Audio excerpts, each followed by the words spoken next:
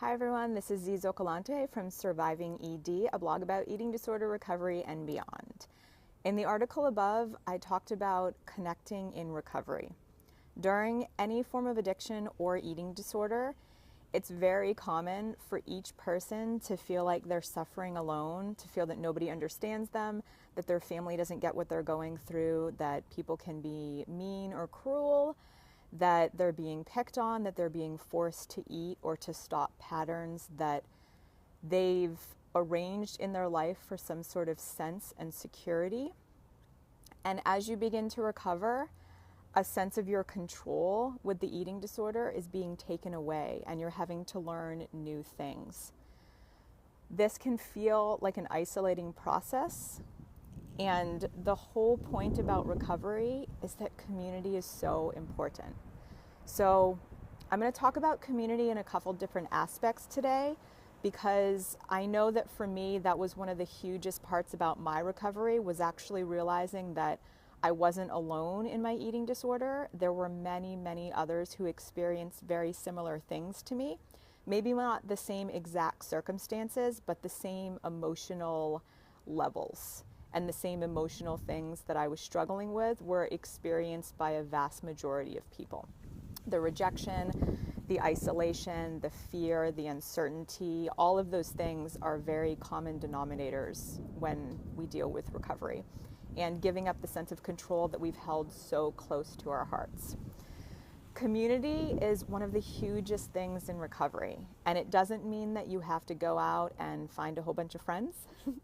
What it could mean is connecting with a therapist and having a small sense of community as an individual with another person. I 100% fully support therapy and highly, highly recommend it for everybody. To find the correct therapist for you is very important to assist in your recovery journey, because they can help you put the pieces of your life together, sort of like a puzzle, and assist you on your recovery in building tools to move forward and to have a joyous life. The other thing about connecting to community is connecting in groups. I am an introvert by heart, even though everyone thinks I'm an extrovert.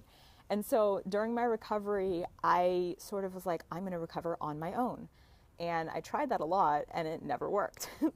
One of the greatest tools that I have found is recovering in a community. So some of that might be a certain support group. It might be a therapy group for other people who are recovering from eating disorders.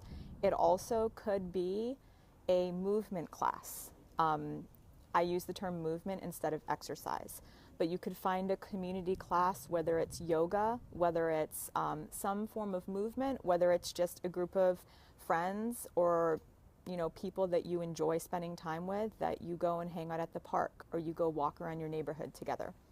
Having a sense of community and other people around you, I find, is really important to get you out of your head, because with an eating disorder, we tend to cut off the body. And so doing any form of movement, especially when you're surrounded by other people, is really important to connect your head and your heart, which is a huge part of recovery. So if you're not already seeing a therapist, seek one out. If you would like to, I also highly recommend some sort of group, whether it is a therapy group, to help sort out issues during your recovery and also to see that other people are experiencing similar things to you, even though the circumstances might be different.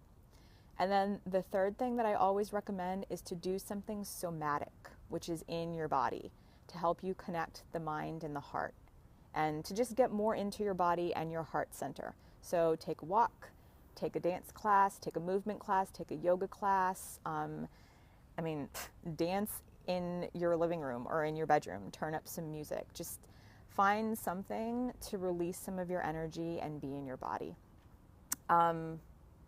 Community is so, so important, and I highly encourage you to seek it out and to start, forming those little relationships here and there, because through your recovery process, community and the people around you are going to be vital for you to move forward on your journey, to connect with about your experience and how yours is similar and different, and also to begin to meet people that are not in your eating disorder community as well, and that experience movement or some other activity that you enjoy, and to start building a community around those things, because connection is one of the best things that will actually prevent you from falling back into eating disorder patterns.